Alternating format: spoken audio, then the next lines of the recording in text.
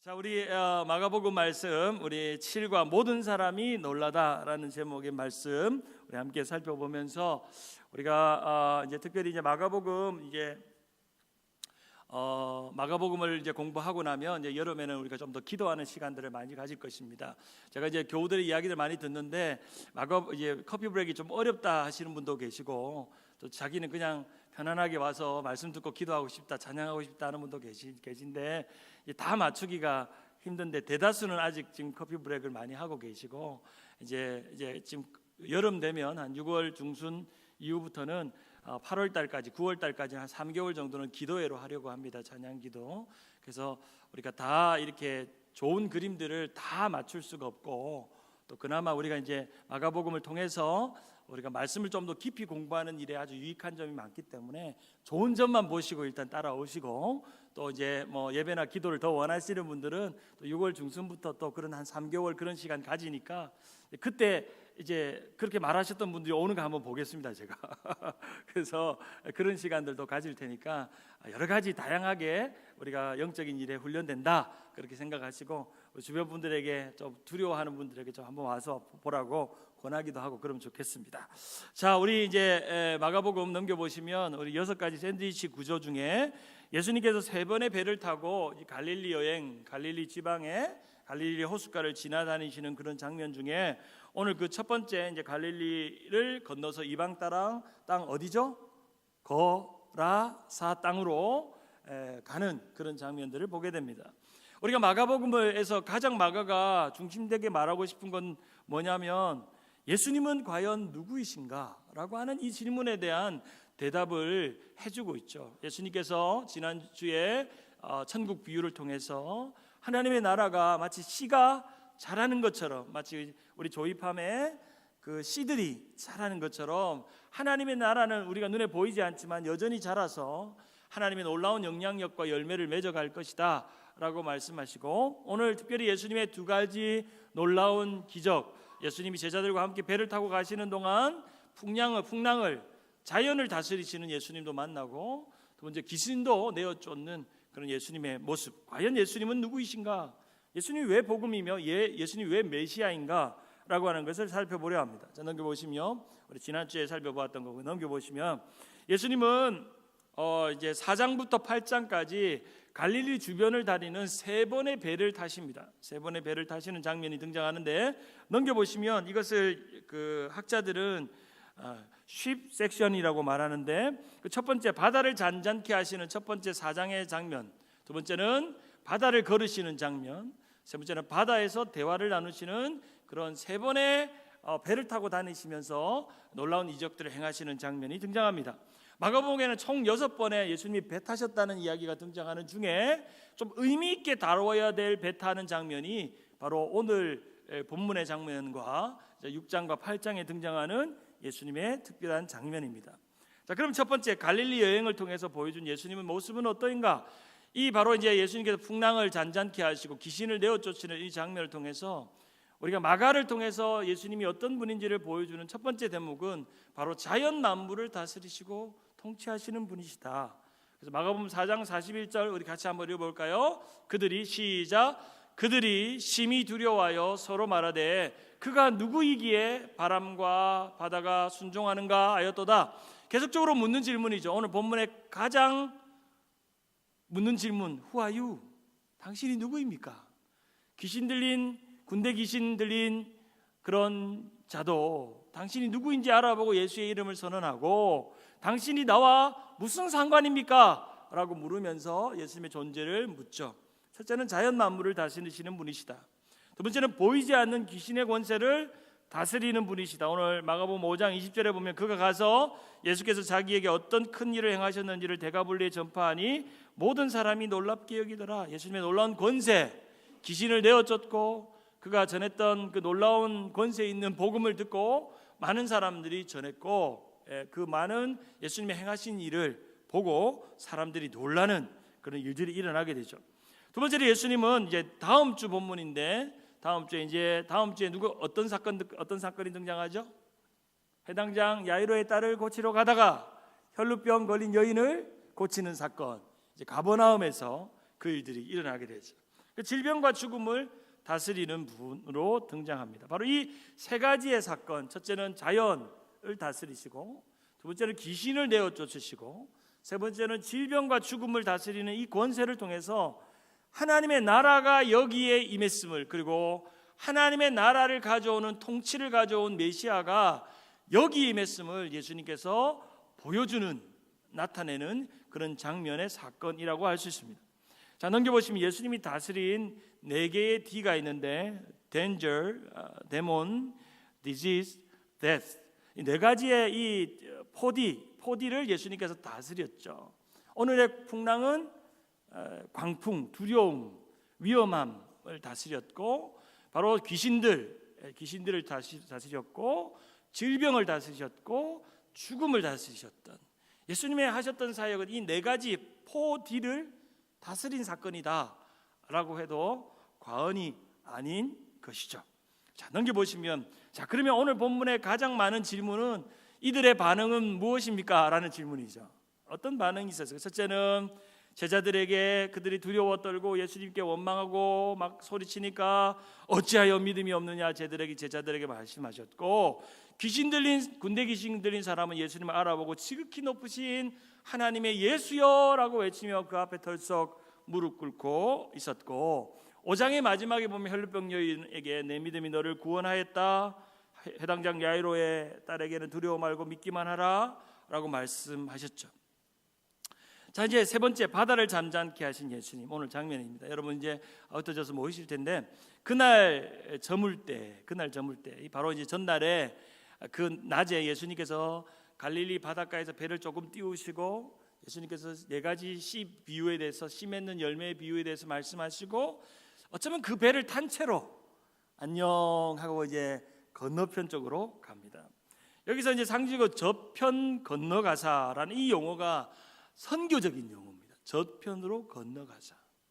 바로 이방의 지역, 또 복음이 필요한 지역, 가버나움 지역에서 가장 선교적으로 전략적인 지역 건너편에 이 거라사 지방으로 예수님께서 선교 여행을 떠나셨다는 겁니다. 실제로 이 갈릴리 예수님의 여행, 세 번의 여행은 마치 사도 바울이 세 번의 또는 네 번의 전도 여행을 하는 것과 같이 예수님의 선교의 여행으로 보아도 무방할 정도로 예수님은 가버나움이라는 선교적인 지역에서 호수를 건너가시면서 선교 사역을 하셨습니다. 자, 넘겨보시면, 조금만 더 넘겨볼게요. 그림 보시면, 이 그림을 한 번 더 넘겨보실까요?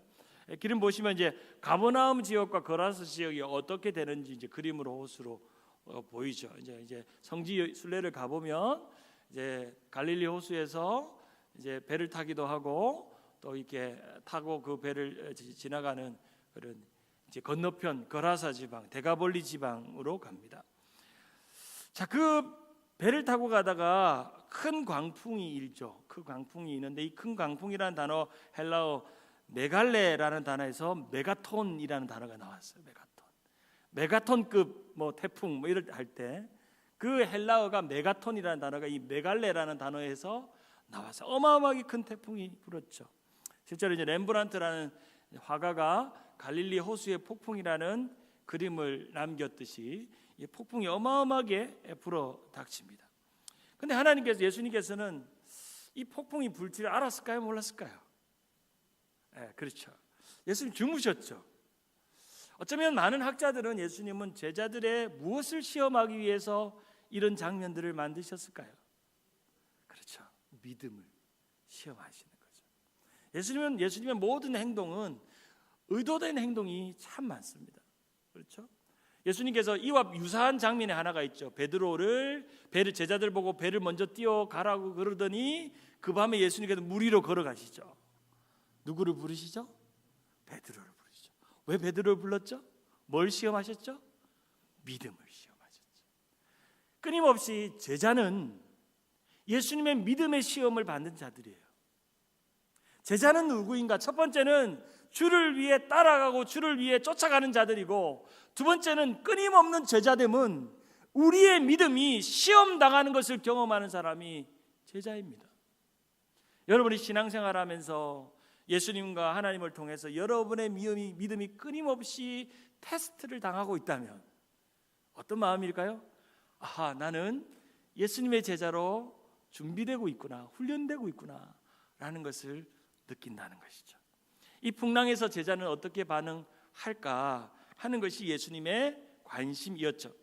자, 그림을 한번 봅시다. 이제 예수님 당시에 배가 발견됐는데, 그 유대의 배를 타고 다니는 배가 발견됐는데 길이가 8m, 너비가 2.5m, 깊이가 1.5m, 약 12명에서 15명 정도 되는 조그만한 고기잡이 배에서 예수님께서 배 선미에서, 배 밑에서 예수님께 주무셨죠.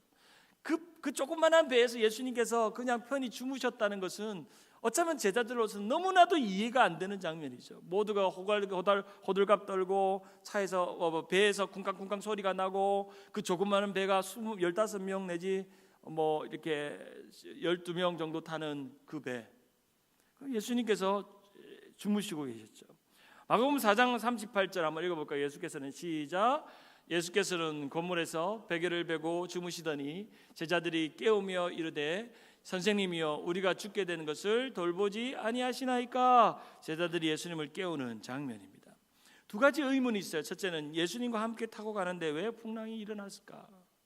두 번째는 어떻게 예수님이 모를 수 있었을까? 모를 수 있을까? 두 가지 의문이죠. 예수님 함께 타고 가면 그 항해가 안전한 항해가 되고 아무 문제도 없고 태풍도 안 불고 바람도 잔잔하고 좋아야 되는데 우리가 이런 질문하죠. 예수 믿으면 문제가 없나요? 예수 믿으면 고난이 없나요? 예수 믿으면 인생의 광풍이 없나요? 있죠. 근데 그 광풍을 이길 수 있는 힘은 어디에서 나오죠? 어디에서 나오죠? 예수님이 나와 함께하고 있다는 사실. 우리의 믿음의 첫 번째 출발은 예수님이 우리와 함께하고 있다는 믿음에서 출발합니다. 그 믿음의 단계가 한 단계 뛰어넘으면 예수님께서 내가 직면한 그 문제를 해결할 수 있는 분이라는 것을 믿는 것입니다.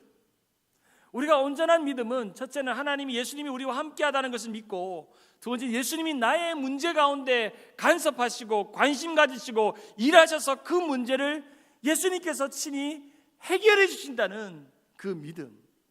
여러분, 이제 다음 주에 보게 될 혈루병 여인과 해당정 야이로의 믿음을 칭찬하시잖아요. 이분들의 공통점은 예수님이 나의 문제를 해결할 수 있다는 그 강한 믿음, 그 온전한 믿음으로 자신의 모든 질병의 문제와 연약한 문제가 해결함 받았다는 거예요. 근데 왜 제자들에게 예수님께서 어찌하여 너희는 믿음이 없느냐라고 말씀하셨냐면, 예수님이 함께 하심도 믿지 못했고 예수님이 그 문제를 해결할 수 있음도 믿지 못했기 때문에 그들은 믿음이 없다고 예수님께서 말씀하셨죠. 우리가 인생을 살다 보면 때로는 정말 주님이 나와 함께 하시는가, 가끔 우리도 예수님의 우리의 형편에 정말 관심이 있는가 이런 생각이 들죠. 오늘 여러분이 이제 조별로 나누실 때 여러분의 인생의 광풍과 풍랑 속에 만난 예수님을 좀 나누면 좋겠어요. 정말 예수님이 함께하지 않았으면 견디기 힘들었던 시간, 그리고 예수님께서 그 문제를 해결해 줬기 때문에 지금도 견뎌서 믿음으로 살아왔던 삶의 간증 있잖아요. 그게 여러분의 믿음이잖아요. 그렇죠? 그냥 막연한 든든함이 아니잖아요. 막연한 그런 뒷파짓이 아니잖아요. 우리의 삶의 현장에 실시간으로 일하시고 함께 하시고 역사하셔서 오늘도 수앞에 수많은 내 삶에 많은 광풍과 문제가 일어나고 내 마음에 원망이 생기고 두려움이 떨면서 어쩔 줄 모를 때마다 주님께서 베드로에게 하신 말처럼 안심하라 내니 두려워 말라. 내가 있잖아. 내가 있잖아. 한 번은 우리 아이들하고 놀이공원에서 이렇게 재미난 이렇게 롤러코스터를 한번 탄 적이 있어요. 아이가 이제 롤러코스터를 타는데 두렵잖아요. 그러니까 아이 손을 꼭 잡고 준재야, 아빠가 있잖아. 아빠가 있잖아. 여러분, 주님이 있잖아요. 인생의 고난을 지나오는 동안 그 한마디 내가 있잖아, 그 한마디 때문에 견뎌왔던 삶의 믿음의 여정을 한번 들여다보세요. 자, 이가 과연 누구인가? 바로 예수님의 능력과 제자들의 믿음이죠. 어떤 학자들은 우리가 타고 있는 배를 교회라고 말하기도 해요. 거기에 예수님이 계시고 또 여전히 믿음이 없어서 호들갑을 떠는 그런 제자들과 같은 자들이 있고, 마치 예수님을 깨우는 것은 마치 부활하신 주님이 살아 역사하시는 것과 같다는 그런 표현도 하기도 합니다. 예수님은 진정 하나님이십니다. 아멘. 여러분의 모든 문제에 간섭하실 수 있는 모든 것을 다스리시는 하나님이십니다. 믿음이란 한번 읽어볼까요? 예수님을 통해 시작. 예수님을 통해 내 삶에 찾아온 하나님의 나라를 믿는 것, 그것이 바로 믿음이죠. 예수가 함께 하시니 시험이 오나 겁없네. 기쁨의 근원 되시는 예수를 위해 삽시다. 구주여 광풍이 일어 큰 물결이 뛰놀며. 주님께서 우리에게 말씀하실 때, 그 광풍이 일 때 예수께서 우리와 함께 하십니다. 바로 그것을 제자들에게 가르쳐 줬죠.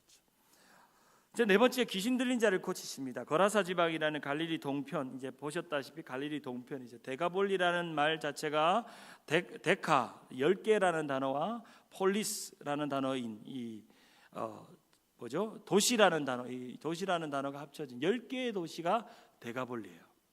데가볼리가 그 지역 이름이죠. 10개의 도시라는 뜻이 데가볼리예요. 그러니까 그 당시에 로마가 그 땅을 차지하고 다스리는 땅 데가볼리 지역이죠. 전형적으로 유대인들이 잘 거주하지 않는 이방 지역이었습니다. 거라사 지방이라고 말하는데, 이제 마태복음은 가다라 지방이라고 말하는데 어느 게 정확하게 맞는지는 모릅니다. 그래서 어떤 학자들은 그 지역이 정확하게 어딘지는 분명하게 알 수는 없지만 데가볼리 지방의 어느 한 마을이었을 것이다. 그리고 배가 가까이 될 수 있는 어떤 곳이었을 것이다 라고 말합니다. 넘겨보면 바위에 판 무덤 사이에서 한 미치광이 귀신 들린 자가 예수님께 옵니다. 넘겨보니까 오늘 본문에서 가장 중요한 단어는 더러운이라는 단어입니다. 더러운 귀신이 왔다는 거죠. 이방인이고 귀신이고 더러운 귀신이었어요. 예수님께서 묻죠. 내 이름이 무엇이냐 묻습니다. 실제로 이제 귀신 들린 자 사람들을 여러분 보신 있으면 저체는 귀신을 내어 쫓는 방법이 하나가 있어요. 그게 뭐냐면 정체를 묻는 것입니다. 도대체 네가 누구냐? 그리고 예수의 이름으로 쫓아내는 거죠. 죽기 사역은 보통 그렇게 시작이 되죠. 특별히 이제 군대, 그의 이름을 레기온, 군대라고 말하는데, 그 당시에 이제 그 주둔 지역이 로마의 지역이기 때문에 군대라는 이름을 가지고 왔다고 하기도 하고, 그래서 5천에서 6천 명, 그리고 이 돼지 떼로 들어간 게 뭐 2,000마리 뭐 이렇게 이야기하죠. 자, 넘겨보시면 이렇게 이제 결박을 시키는 장면입니다. 자, 보시면 이제 돼지 여기 이제 거라사 지방에 이제 군대들이 있었는데 로마의 주둔지였는데, 특별히 왜 유대인들이 키우지 않는 돼지를 키웠을까? 왜 돼지를 키우는 그런 동네가 있었을까라고 생각해보면, 많은 학자들은 거기에는 로마의 주둔지였기 때문에 로마인들이 가장 즐겨 먹는 음식이 돼지였습니다. 어쩌면 유대인들을 약 올리듯이, 돼지를 먹지 않는 유대인들을 약 올리듯이 그들은 유대인들 앞에서 돼지 냄새를 풍기며 즐겨이 먹던, 그리고 돼지라는 이 단어 자체가 여러 가지 상징적인 의미가 있는데, 부와 권력을 상징하고 또 신들의 제물로 그리스와 로마의 신들에게 드려졌던 제물이 돼지였습니다. 예수님께서 그런 의미에서 그 하필이면 왜 돼지가 무슨 잘못이 있어가지고 저렇게 바다에 몰살을 당해야 되느냐, 어쩌면 이것은 상징적인 그 땅의 우상과 그 상의 거짓된 것들과 귀신들을 예수님께서 싸그리 다 다스릴 수 있는 분이라는 것을 상징적으로 보여주는 그런 장면이죠. 마가복음 5장 7절에 보면 큰 소리로 부르짖어 이르되 지극히 높으신 하나님의 아들이여 나와 당신이 무슨 상관이 있나이까? 라고 귀신 들린 자가 묻죠. 여기서 나와 당신이 무슨 상관이 있나이까? 라는 뜻은 당신은 누구이며 그러면 나는 누구입니까? 라고 하는 질문입니다. 나와 당신이 무슨 상관이 있냐, 관련이 있냐라는 뜻이 아니라 당신은 누구이며 나는 누구입니까? 라고 묻습니다. 그래서 너는 누구냐? 예수님께서 물으시고 그 귀신을 쫓아내시고 그 귀신을 다스리시죠.